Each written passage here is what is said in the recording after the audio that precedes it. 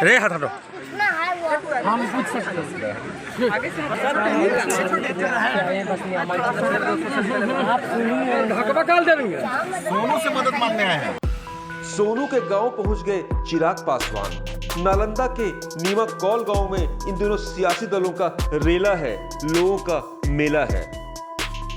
सबकी जुबान पर एक ही नाम, उसी सोनू से मिलने पहुंच गए चिराग पासवान।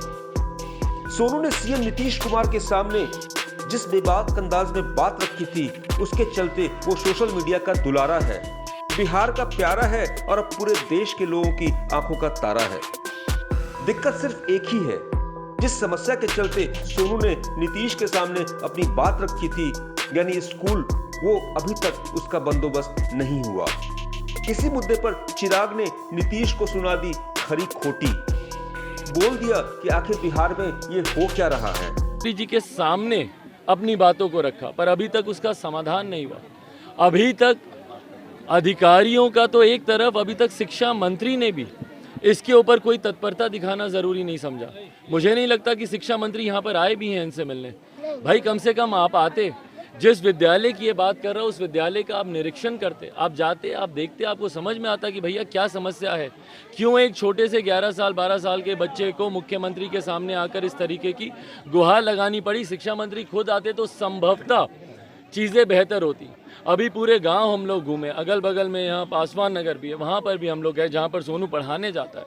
वहाँ पर शिक्षा के इतने बुरे हाल हैं, वहाँ के इस ग्रामीण शिक्षा को लेकर शिकायत कर रहे हैं। और ये सारी बातें सोचिए, मुख्यमंत्री के अपने गृह जिले में, जहाँ से यहीं से मुझे लगता है 1.5-2 किलोमीटर की दूरी पर उनका अपना गांव है।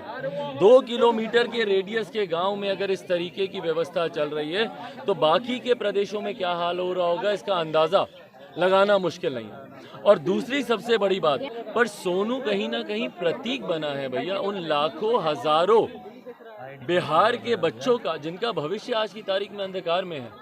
सोनू प्रतीक है उस आवाज़ का जो कहीं ना कहीं शोर में, जातीयता में, धर्म के आधार पर दबा दी जाती है, जिस आवाज़ को उठने नहीं दिया जाता, जिसके परिणाम स्वरूप आज भी बिहार के गांव में चले जाइए, शिक्षा व्यवस्था बदहाल है, बच्चों का भविष्य पूरी तरीके से अंधकार में। तो सिर्फ एक सोनू की मदद करने से नहीं होगा। और कहीं ना कहीं सोनू ने भी जिस आवाज़ को उठाया है, सही मायनों में उस आवाज़ को सम्मान तभी मिलेगा जब बिहार के और बिहारियों की, बाकी बच्चों की व्यवस्था बेहतर होगी, उनको बेहतर पढ़ने के अवसर मिलेंगे, एक समान अवसर मिलेंगे। भले कोई अमीर का बच्चा हो, गरीब का बच्चा हो, सबको एक समान जब तक अवसर नहीं मिलेंगे शिक्षा के, तब तक नेताओं के आने जाने से भैया कुछ नहीं होने वाला।